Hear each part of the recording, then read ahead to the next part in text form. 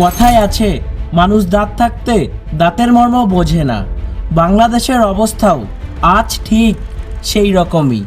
যে দেশের মানুষের স্বাধীনতার জন্য একসময় নিজের অস্তিত্বকে সংকটে ফেলে বিনা স্বার্থে ঝাঁপিয়ে পড়েছিল ভারত, আজকে তারাই ভারত বিদ্বেষী।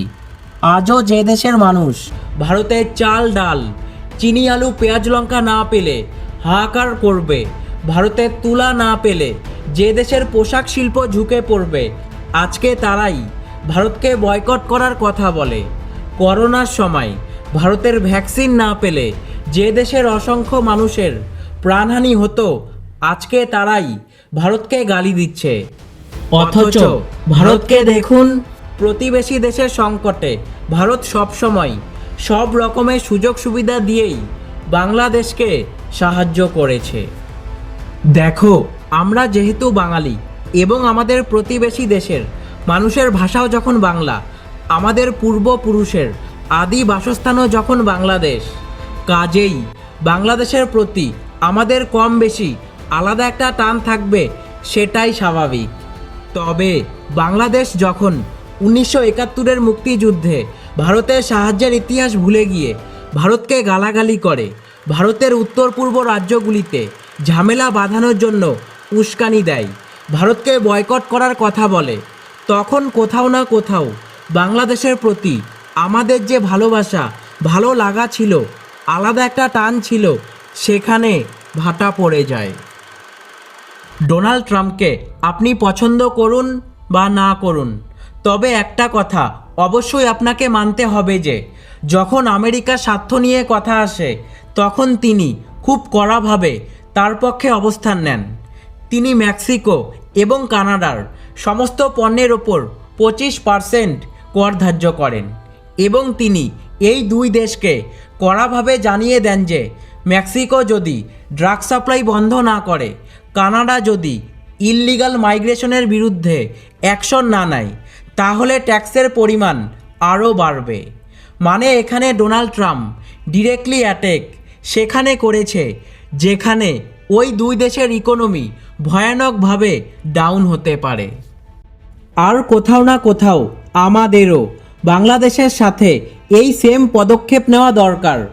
দেখো, আমি এটা বলছি না যে আমাদের একেবারেই বাংলাদেশকে শত্রু বানিয়ে ফেলা দরকার, তবে আমাদের বাংলাদেশকে এটাও মনে করিয়ে দেওয়া উচিত যে ফ্রেন্ডশিপ হলো টু ওয়ে স্ট্রিট। আমাদের বাংলাদেশকে এটা দেখাতে হবে যে তাদের স্বেচ্ছাচারিতা কখনোই বরদাস্ত করা হবে না। দেখো, এটা আমরা জানি যে বাংলাদেশ থেকে ইললিগাল ইমিগ্রেশন হয়। এই মুহূর্তে প্রায় 2 কোটি বা তার থেকে বেশি বাংলাদেশি ভারতের বিভিন্ন স্থানে অবৈধভাবে বসবাস করছে। এর ফলে একদিকে যেমন ভারতের ডেমোগ্রাফিক ভারসাম্য নষ্ট হচ্ছে, তেমনি অন্যদিকে তারা আমাদের কর্মসংস্থানেও ভাগ বসাচ্ছে। ভারতের উচিত এর বিরুদ্ধে ইমিডিয়েট অ্যাকশন নেওয়া। আমরা এটাও জানি যে বাংলাদেশের ইকোনমি অনেকটাই টেক্সটাইল ইন্ডাস্ট্রির ওপর নির্ভরশীল, তবে এই টেক্সটাইল ইন্ডাস্ট্রির জন্য যে তুলার প্রয়োজন হয় সেটা কিন্তু বাংলাদেশে উৎপাদিত হয় না। সেটার জন্য বাংলাদেশ প্রায় পুরোপুরি ভারতের ওপর নির্ভরশীল। আর এই ব্যাপারে বাংলাদেশ স্মার্টও, কারণ তারা আমাদের থেকে র কটন কিনে, তারপর তা থেকে তারা পোশাক তৈরি করে এবং তারপর তারা সেই পোশাক আবার আমাদের কাছেই বিক্রি করে। কটন হলো একটি ওয়াটার গাজলিং ক্রপ। 1 কিলো কটনের জন্য 10,000 লিটার জলের অপচয় হয়। মানে আজ আমরা কটনের সাথে সাথে আমাদের অতি মূল্যবান জলকেও ইনডাইরেক্টলি বাংলাদেশকে ট্রান্সফার করছি।